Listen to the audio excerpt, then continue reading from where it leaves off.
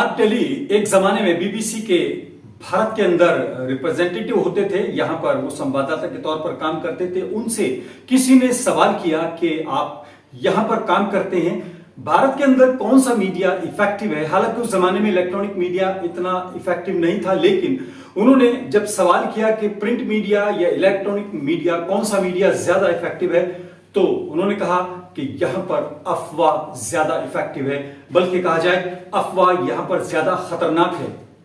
और अगर आप बात करेंगे पूरी दुनिया में सबसे ज्यादा अफवाह और प्रोपेगेंडा ही खतरनाक है।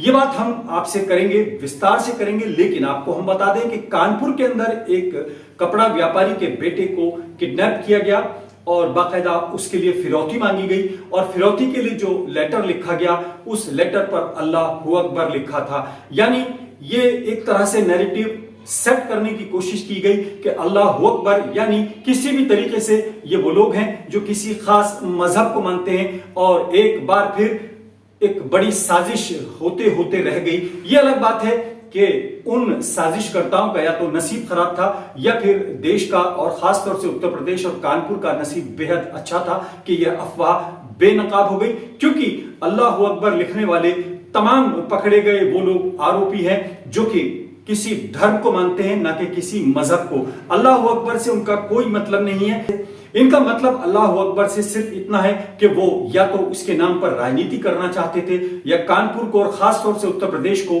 किसी दंगे की साजिश में झुलसाना चाहते थे। ये एक आरोप नहीं बल्कि एक शंका है, आशंका है। ये एक ऐसी साजिश की तरफ इशारा करता है कि एक हिंदू लड़के का किडनैप किया गया और उसके लिए 30 लाख रुपए की फिरौती मांगी गई, और फिरौती के पत्र के ऊपर अल्लाहू अकबर लिखा था। तो फिर ध्यान किधर जाएगा, लोगों का गुस्सा किधर जाएगा, और कौन इसके लिए आरोपी माना जाएगा। और अगर पब्लिक और भीड़ बेकाबू हो जाए तो फिर मॉब लिंचिंग जैसे वारदातें होंगी। तो इस मॉब लिंचिंग में कोई एक या दो नहीं बल्कि शायद पूरी कम्युनिटी को झुलसाने की साजिश थी।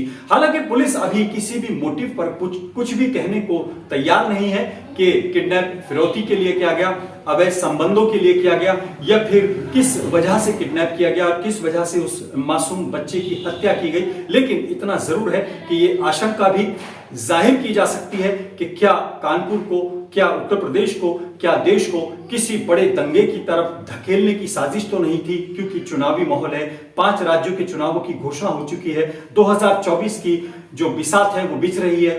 वो बाकायदा उस बिसात को लेकर राजनीतिक एक तरह से सेटिंग हो रही है। ऐसे में अगर दंगा होता है या किसी समाज खास को या किसी कम्युनिटी को या किसी मजहब के लोगों को टारगेट किया जाता है, तो वोट बैंक मोबिलाइज होगा कि नहीं होगा।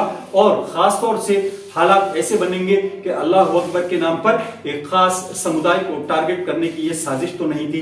हालांकि यूपी पुलिस कुछ कह नहीं रही है, लेकिन इस आशंका से भी इनकार नहीं किया जा सकता। यह अलग बात है कि उत्तर प्रदेश पुलिस का पिछले दिनों का रिकॉर्ड बेहद शानदार रहा है। इनके हाथ में आने वाले तमाम क्रिमिनल्स जो भागने की कोशिश करते रहे, वेपन छीनने की कोशिश करते रहे, हमारी पुलिस इतनी सीधी सादी और इतनी मासूम है कि उसका वेपन कोई भी क्रिमिनल छीन के भागने लगता है, हिरासत से भागने लगता है, लेकिन फिर वही पुलिस उसको या तो एनकाउंटर में ढेर कर देती है या गोली मारकर जख्मी कर देती है। उस पुलिस को अभी तक इन तीनों चारों लोगों में से कोई भी ऐसा शख्स नजर नहीं आ रहा जो कि वेपन छीनकर भाग रहा हो या फिर उसके एनकाउंटर की जरूरत पड़ गई।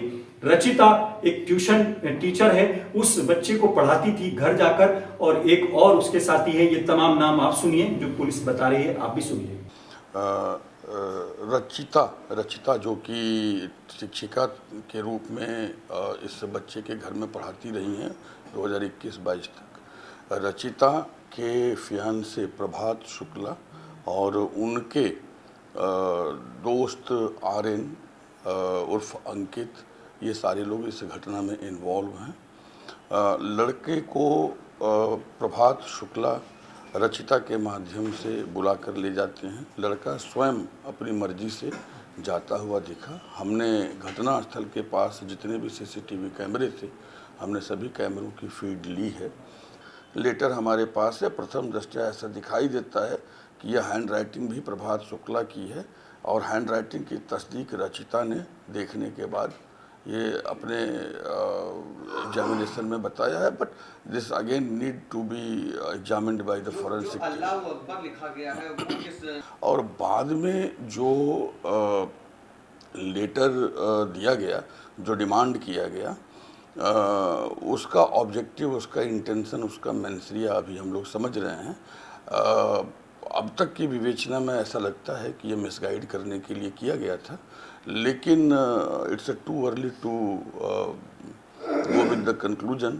Investigation is in progress. जी हाँ, एक मासूम की हत्या और उसको किडनैप करके 30 लाख रुपए की फिरौती मांगने वाले तमाम आरोपी एक खास धर्म के थे।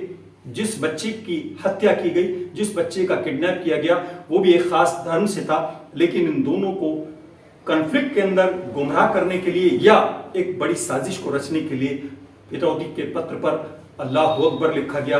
वही अल्लाह अकबर जिसको लेकर मुस्लिम समुदाय एक तरह से अपनी ताकत मानता है, लेकिन कुछ लोग इसको सांप्रदायिक मानते हुए कहीं ना कहीं माहौल को बिगाड़ने की कोशिश करते हैं। हमें याद है कि जब हम 2005 में इंडिया टीवी में थे या सहारा के हमारे कार्यकाल के दौरान तमाम इस तरह की चिट्ठियां आती थी और धमकी भरे पत्र आते थे, जिनको बाकायदा हम भी चलाते थे, लेकिन उनका आज तक ये ओरिजिन नहीं पता लगा कि वो मेल कहां से आता था, वो उसका ट्रेल क्या था, और वो भी उर्दू में लिखे होते थे। लेकिन ये कानपुर का पत्र हिंदी में लिखा हुआ है, अल्लाह अकबर लिखा हुआ है, फिरौती की 30 लाख रुपए मांगे गए हैं।